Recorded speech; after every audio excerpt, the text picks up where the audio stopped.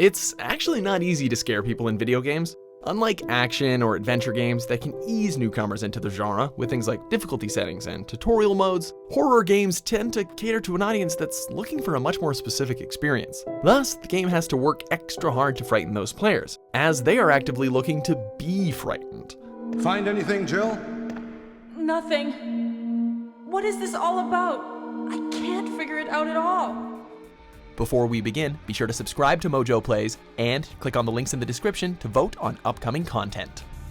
Pacing horror games can be extremely difficult. Too much stress and the players might turn it off, but not enough and it ends up being boring. This means that each moment of a frightening level or game needs to be carefully planned out, and to avoid getting repetitive, new ideas need to be constantly introduced. I got you! Don't you worry none!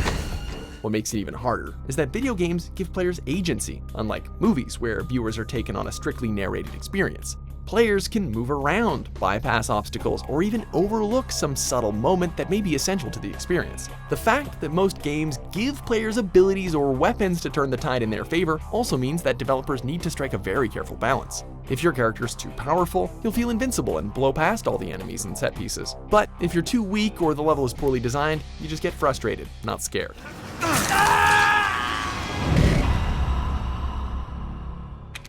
Vampire the Masquerade Bloodlines Ocean House Hotel quest is a masterclass in horror design that hits all of these positive notes and more, with scares that stand alongside the very best horror experiences. First of all, Vampire Bloodlines is not even a dedicated horror game. For those of you that missed this hidden gem from 2004, Bloodlines is an action role-playing immersive sim based on the World of Darkness, which is White Wolf Games' tabletop RPG universe. In Bloodlines, you play as a newly sired vampire or kindred, trying to get by in the supernatural underworld of Los Angeles. What do we have here? Another scrumptious young plaything straight out of life and into my club? The majority of the game centers around vampire politics, deceit, and all manner of kindred trying to get the upper hand. Therefore, I have decided that this is bullshit!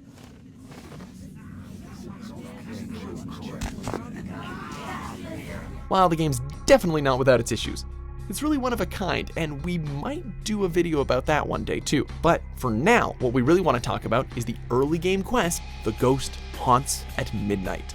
The quest seems simple enough. A local club owner recruits the player to retrieve an item from a haunted, abandoned hotel. While I don't put a lot of stock in hearsay, it's my last option. So I want you to go to the Ocean House Hotel, find an item of the spirits, and bring it back. While the entire game is absolutely dripping with atmosphere as grunge and corrosion permeate all corners of kindred life, the game itself is far from being classified as a horror game. You're supposed to be the thing that goes bump in the night, terrorizing mortals with your otherworldly powers. But this quest occurs early enough in the game that players are still low level and coming to terms with the fact that they're actually a monster themselves. What ensues is an assortment of all the classic horror tropes you've come to expect in film and television, but really hadn't seen to this degree in games before. Doors creak as you open them, and items wiggle and launch themselves at you, chipping away at your health and reminding the player that they are not immortal. Ghostly apparitions appear for brief moments before your eyes, impervious to damage, as spectral voices whisper things like, "He wants to kill you," all the way through. There's even carefully spaced out laughs and screams to keep you company through the dark hallways.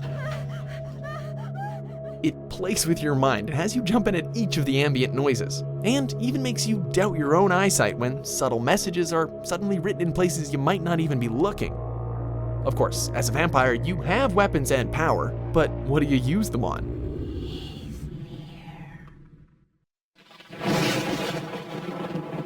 While excellently put together in their own right, it's not just the tropes that keep you on edge here, it's the subversion of everything the player has come to know about horror games that really adds to the tension. For example, certain hallways and rooms defy the haunted house stereotype and have lights that beckon you closer. They might make you feel safe at first glance, but they actually serve to make each excursion back into the darkness all the more unappealing and scary.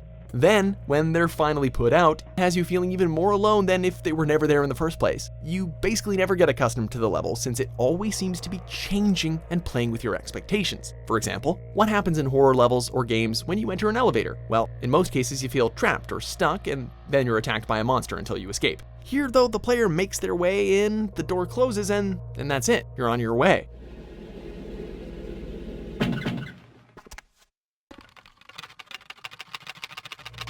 Whether you're aware of it or not, popular culture has conditioned you to expect the scares in these common moments. This is a great example of level design that both utilizes and subverts the horror tropes to keep you on your toes and have the next scare be more unexpected and all the more terrifying.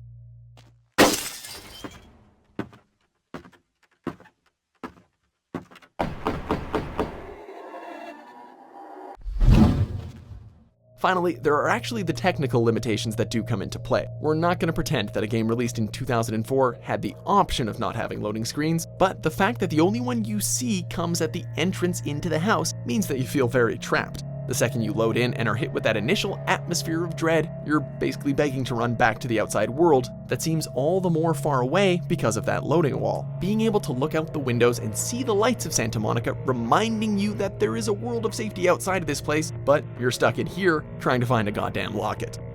The level's actually not all that big, but it requires just enough backtracking to make it feel so much more expansive than it really is. Sure, you can actually beat the level pretty quickly if you know what you're doing, but that first run almost feels like a maze as you navigate your way back and forth, flipping through newspapers for story cues and hints as to where to go next. So what does it all come down to? Well, you find an item, make your way back to the front door, and get the hell out. There's no final boss, and you don't get a confrontation with your tormentor either. You exit the level the same way you entered, just another piece of meat to the ghostly killer haunting the hotel.